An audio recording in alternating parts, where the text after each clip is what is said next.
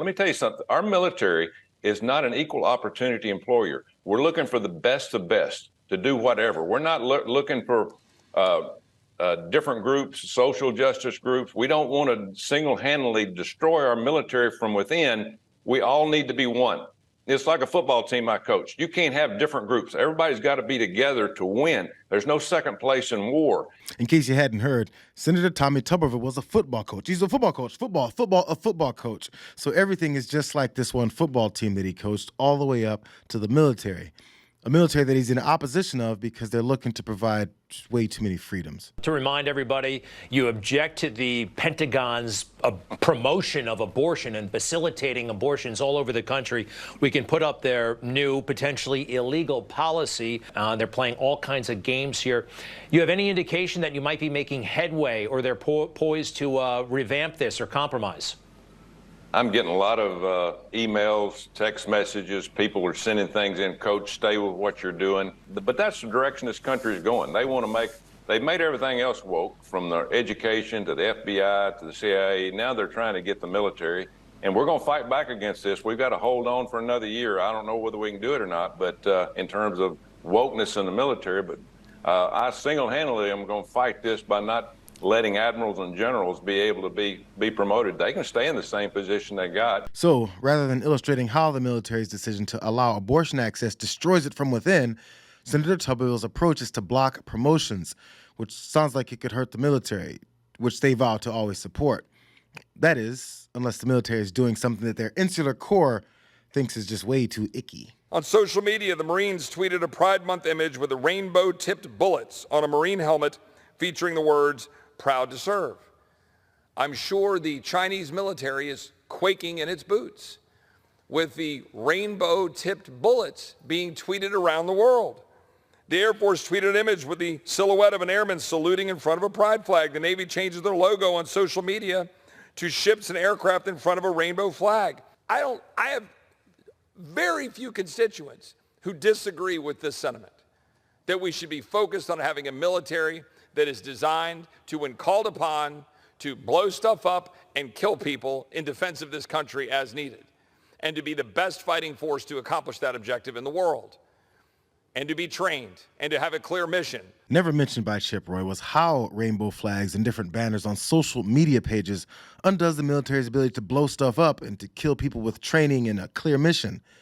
But wait, here again, Tuberville's hung up on women's bodily autonomy, as he pointed out, and Chip Roy's head is spinning over rainbow flags and Pride Month posts. So are these things magically depriving our military of preparedness, or are they just upset that people they believe are inferior to them are being recognized and given rights in the military? These folks are the same kinds of people that fought tooth and nail against progress in the military that included Black Americans and women, people they considered inferior to the institution. So they claimed that weird decision to let them serve and be recognized would destroy our great fighting force.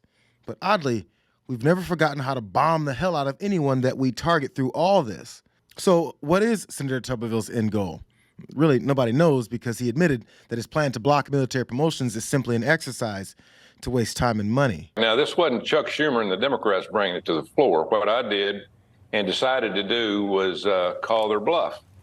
And there's a rule in the Senate where you can get 17 signatures on your side of the aisle and then take to the floor that petition and petition for a vote on cloture on anything. And so I used it. Hadn't been used in a long time. It has to go through the leader, Senator Schumer. He got word that we were going to do it, and so he jumped us. But that's what I want. I wanted people to see that he can actually confirm these people.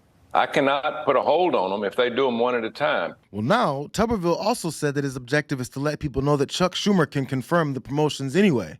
So what happened to that noble objective to deny women's right to choose what to do with their bodies? Something is missing here, because when the objective keeps shape-shifting into anything else, politics are obviously involved.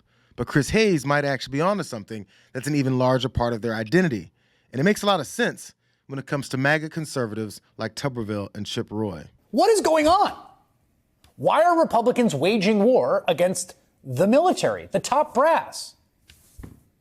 January 6th, more than anything else, that is the original sin of the military's top brass for MAGA Republicans. the origin of this sustained assault, particularly on the top brass, this garbage about the military being too woke, is mostly a smokescreen to hide their disdain for the fact that, in their view, the upper echelons of the U.S. armed forces were insufficiently loyal to Trump's coup. Leaders of the armed forces of these United States, the ones who take an oath to protect and defend the U.S. Constitution, upheld that oath and took that oath seriously at a dire moment, at one of the most dire moments since the Civil War. And they refused to be the arm tip of the spear for Trump's attempt to end that constitutional republic.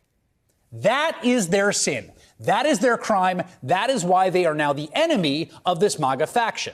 But I'm sure that's just speculation from Chris Hayes. It's not like Trump said he's got plans to aggressively clear out anyone in intelligence and national security that isn't a blind yes man for him. This is not just speculation. It's what Trump is saying out loud, promising that he is going to do. Here's my plan to dismantle the deep state and reclaim our democracy from Washington corruption once and for all, and corruption it is. First, I will immediately reissue my 2020 executive order restoring the president's authority to remove rogue bureaucrats, and I will wield that power very aggressively.